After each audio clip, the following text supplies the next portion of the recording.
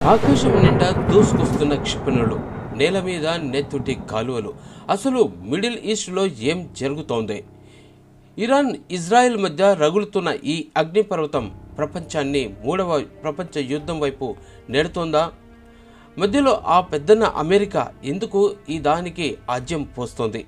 వాళ్ళు అక్కడ బాంబులు వేసుకుంటే ఇక్కడ మన జేబులకు ఎందుకు చిల్లులు పడుతున్నాయి? ఇది కేవలం రెండు దేశాల మధ్య యుద్ధం కాదు, ప్రపంచ పటాన్ని సామాన్యుడి బతుకుని మార్చేబోతున్న పెను విధ్వంసం. అసలు ఈ నెత్తుటి క్రీడ వెనుక ఆ మాస్టర్ మైండ్స్ ఎవరు? కళ్ళు తెరవండి, నిజాలు ఏమిటో తెలుసుకోండి. దశాబ్దాలుగా ఇజ్రాయెల్ ఇరాన్ మధ్య పచ్చగడ్డి వేస్తే బగ్గుమనే శత్రుత్వం ఉంది. ఇజ్రాయెల్ అనే దేశమే మ్యాప్లో ఉండకూడదనే ఇరాన్ అంటుంటే, ఇరాన్ ఆన్ బాంబులు తయారు చేయకుండా ఇజ్రాయెల్కు అడ్డుపడుతుంది. ఇక ఇన్నాళ్ళు హమాస్, హిజ్బుల్లా, హుతీస్ లాంటి సంస్థల వెనుక ఉండి ప్రాక్సీ వార్ చేసిన ఇరాన్ ఇప్పుడు డైరెక్ట్గా ఇజ్రాయెల్ మీదకే మిసైల్స్ వర్షం కురిపిస్తోంది. ఇజ్రాయెల్ కూడా ఐరన్ డోమ్తో వాటిని అడ్డుకుంటూనే ప్రతీకార దాడులతో మిడిల్ ఈస్ట్ను వణికిస్తోంది. ఒకరి మీద ఒకరు పగ తీర్చుకునే ఈ క్రమంలో అమాయక ప్రజల ప్రాణాలు ఇట్లనే గాలిలో కలిసిపోతున్నాయి. మరి ఈ మధ్యలో అమెరికా పాత్ర ఏమిటి? ఇజ్రాయెల్కు ఏ ఆపద వచ్చినా కవచంలా ముందుకొచ్చేది అమెరికానేగా. వేల కోట్ల రూపాయలు ఆయుధాలు, నిధులు ఇచ్చి ఇజ్రాయెల్ను ఒక పటిష్టమైన కోటలా మార్చింది. ఒకవేళ ఇరాన్ కనుక హద్దులు మీరితే డైరెక్ట్గా రంగంలోకి దిగుతామని అమెరికా యుద్ధ నౌకలను కూడా మోహరించేసింది.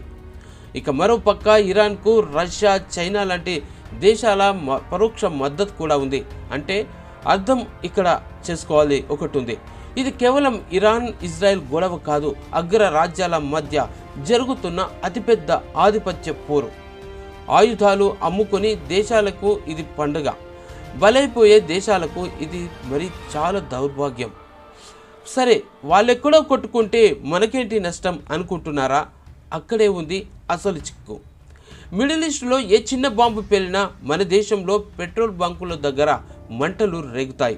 ప్రపంచ చమురు సరఫరాలో సగానికి పైగా ఆ మార్గం గుండానే వస్తోంది.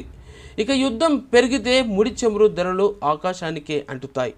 పెట్రోల్ పెరిగితే నిత్యావసరాలు, కూరగాయలు, ట్రాన్స్పోర్ట్ అన్నీ బొగ్గుమంటాయి. షేర్ మార్కెట్లు కుప్ప కూలిపోతాయి. మీ పిఎఫ్, మ్యూచువల్ ఫండ్స్ డబ్బులు ఇట్లనే ఆవిరైపోతాయి. ఎక్కడో పడే బాంబు మన సామాన్యుడి పల్లెంలో ఉన్న అన్నాన్ని మొత్తం లాగేసుకుంటుంది. ఇది వాస్తవం. సోదరులారా, యుద్ధం ఎవరికి లాభం చేకూర్చదు. అది కేవలం విధ్వంసాన్ని, కన్నీళ్లను మాత్రమే మిగులుస్తుంది. సామాన్యులు తమ బతుకు పోరాటం తాము చేస్తుంటే ఈ పాలకులు ఆధిపత్యం కోసం ప్రపంచాన్నే నాశనం చేస్తున్నారు. ఈ ఇరాన్ ఇజ్రాయెల్ యుద్ధం మూడవ ప్రపంచ యుద్ధానికే దారి తీస్తుందని మీరు అనుకుంటున్నారా? అమెరికా జోక్యం చేసుకోవడం ఎంతవరకు కరెక్ట్? మీ అభిప్రాయాన్ని కామెంట్ చేయండి.